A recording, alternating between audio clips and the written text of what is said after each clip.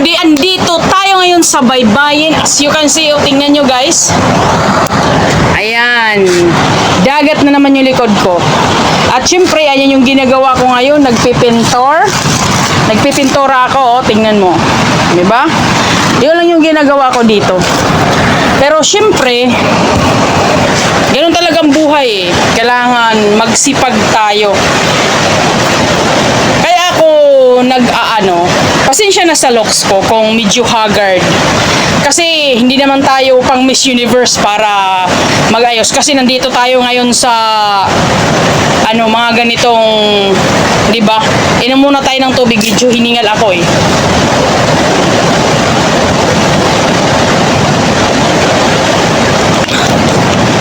Pag-usapan natin yung mga comment nyo sa comment section ko. Syempre guys, feel ko yung nararamdaman nyo kung ano talaga ang gusto nyong iparating.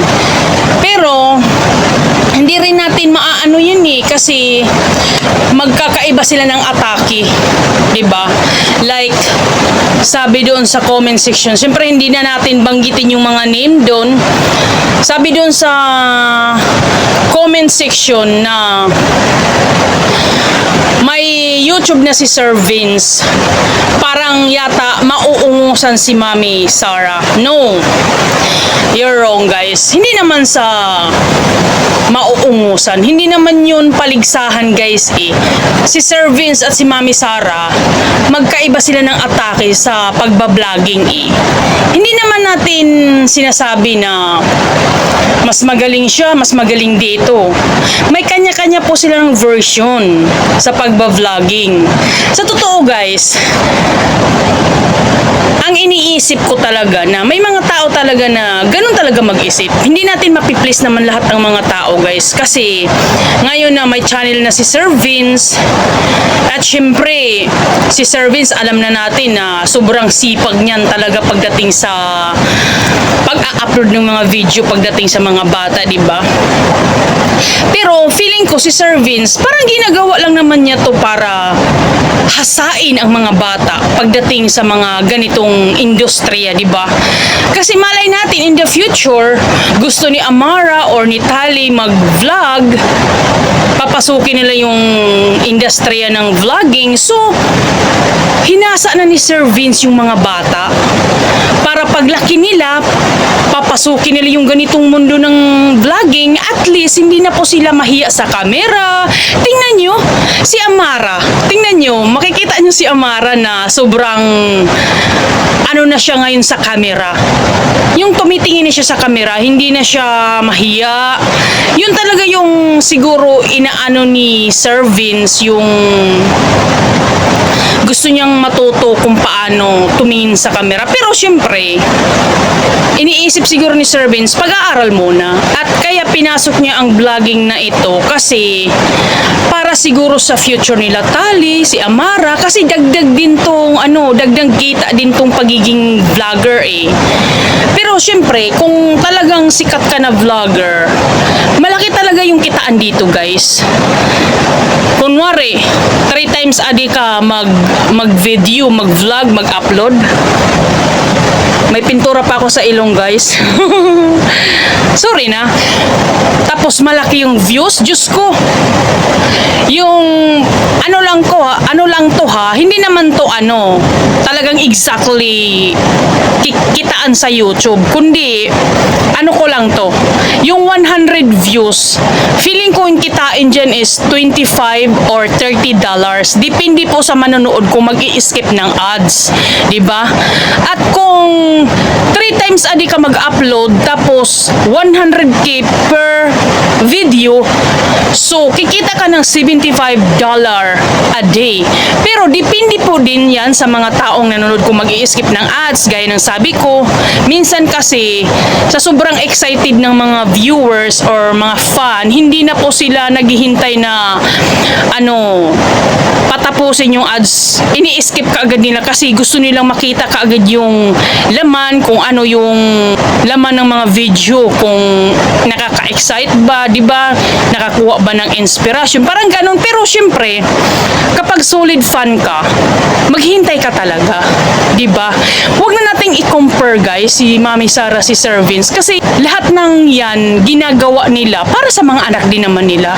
Naku, kung alam nyo lang guys, like Amara, ang mahal ng gatas ni Amara, mga mahigit 3K guys, kasi syempre yung gatas ni Amara from doktor talaga yun, at yun talaga yung bagay sa kanya. Hindi siya pwede sa mga mumurahin kasi baka malay natin magka-rashes si Amara, di ba?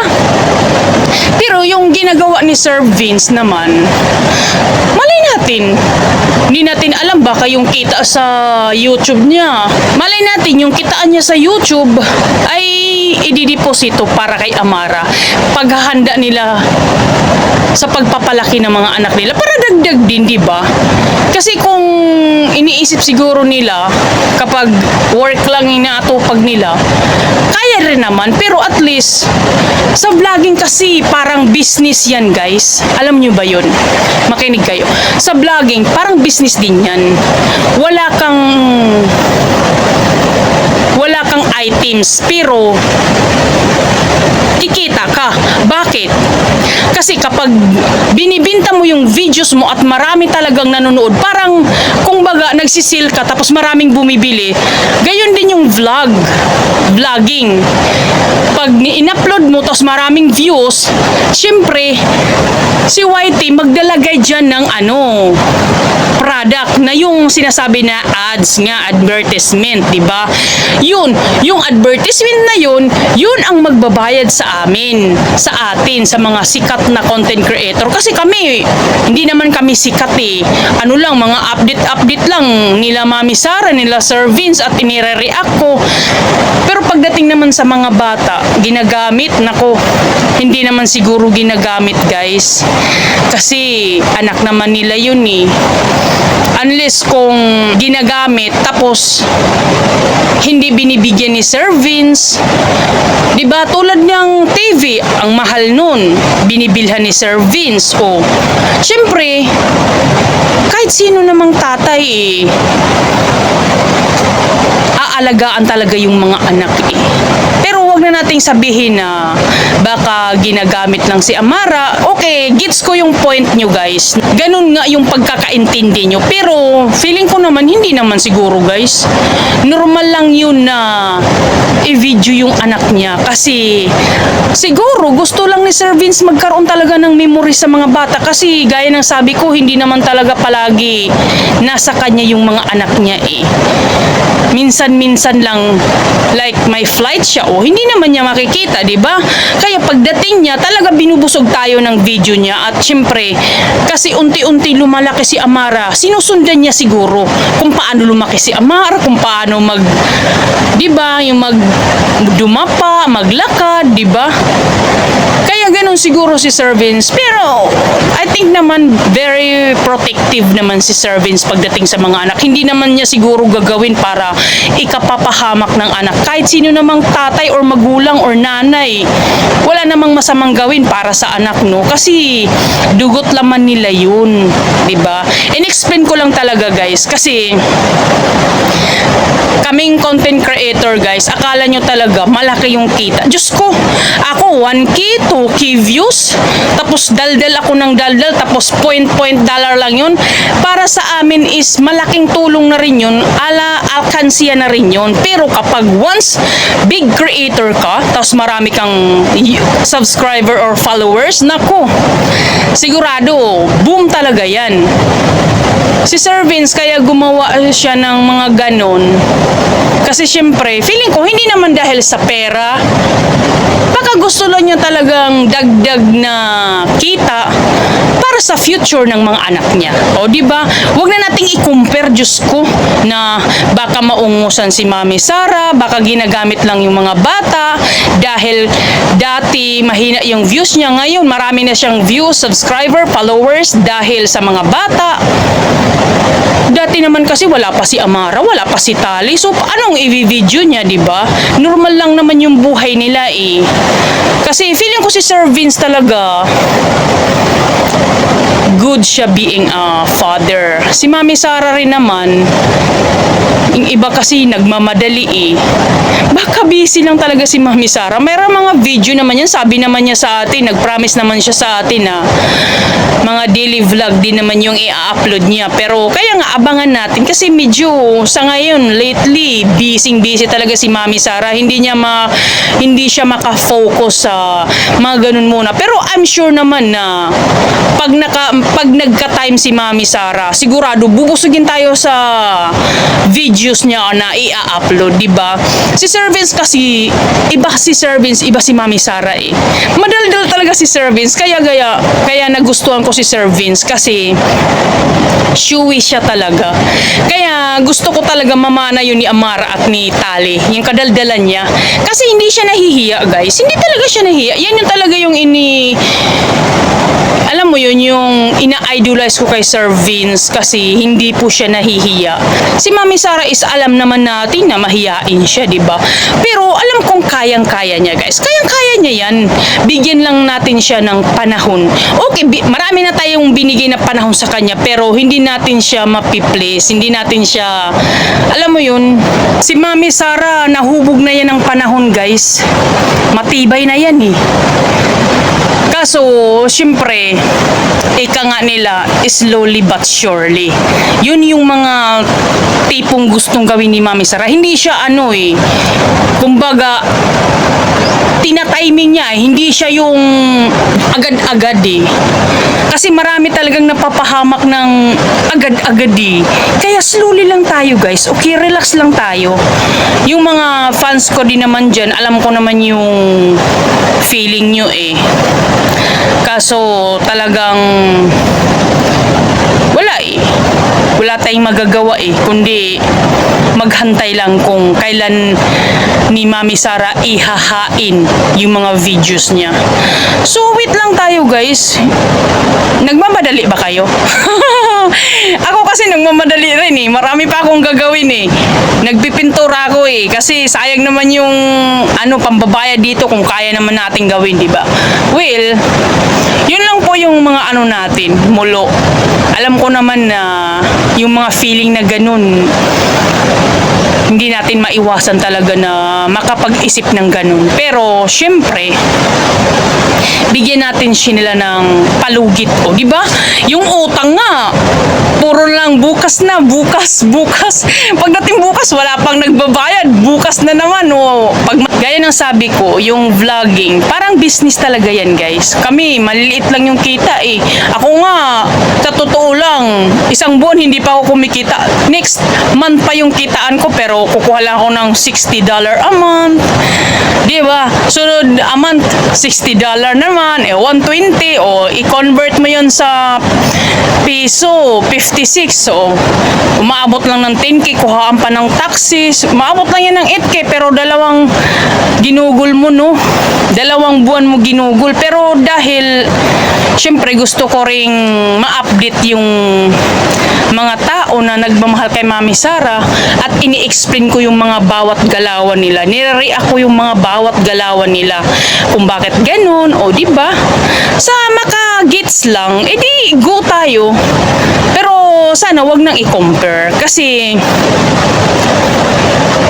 iba yung atake nila pagdating sa vlogging industry. Iba si Mami Sara, iba kay Sir Vince. Magkaiba po talaga sila ng pananaw. Although na pareho sila ng patutunguhan para sa kinabukasan ng mga anak nila. Kaya, yun. Siguro si Mami Sara masyado na talaga siyang busy. Ngayon, layover niya, pareho sila. So, medyo pagdating niya, syempre, alagaan na muna si Amara. Parang, alam mo yun, kung iniisip lang niya na mag-upload, edi, yun lang talaga tanggapin natin. Si Sir Vince, magkaiba sila. Si Sir Vince talagang upload ng upload to eh. Halos araw-araw may talaga siyang update eh. Kaya, pareho na lang natin sila suportahan, guys. Okay? Wala na tayong pipiliin. Basta para kay Tali, para kay Amara, go tayo. kung ano yung suporta natin sa mga anak, din yun yung suporta sa mga nanay at tatay. Kahit naman sino, anak talaga yung uunahin eh. So, hantayin lang natin kung ano yung ano lang yung ibibigay nila. Di, wag na tayong mag-demand. O, alam ko, hindi yun demand, pero yung paungusan, pataasan, wag na nating i-compare kasi malay nating ginagawa talaga nila yan para sa mga anak nila. Yung pagiging busy ni Mami para din kay Amara, yung pagiging active ni Sir Vince sa social media, pandagdag din kay Amara. Pero actually, kaya naman nila buhayin. Pero syempre, dagdag kita na rin yun para ma-spread out na ganitong buhay. Paglaki nila Amara, wow, ganito pala ako noon. Love na love ako ng daddy ko, ganun. O, diba? Love na love ako ng mami ko. At least ma-appreciate ng mga bata paglaki nila kapag nakita nila na grabe si daddy, grabe si mami, sinusubaybayan talaga ako paglaki. O, diba? Hindi talaga nila pinapaglagpas bawat araw, bawat oras may video. Talagang tinitingnan nila kung paano ako lumaki. Wow, ang swerte ko naman. Parang ganun, ma-appreciate ng mga bata. So, yun lang po yung mga marites natin, no? Kasi talagang feel ko yung mga comment section nyo. Pero, nasa tamang panahon, takdang panahon, tamang oras, tamang minuto, tamang segundo. O, di ba? Kaya chill-chill lang tayo, guys. Kung ano man lang ang kaya nila, yun lang susuportahan natin.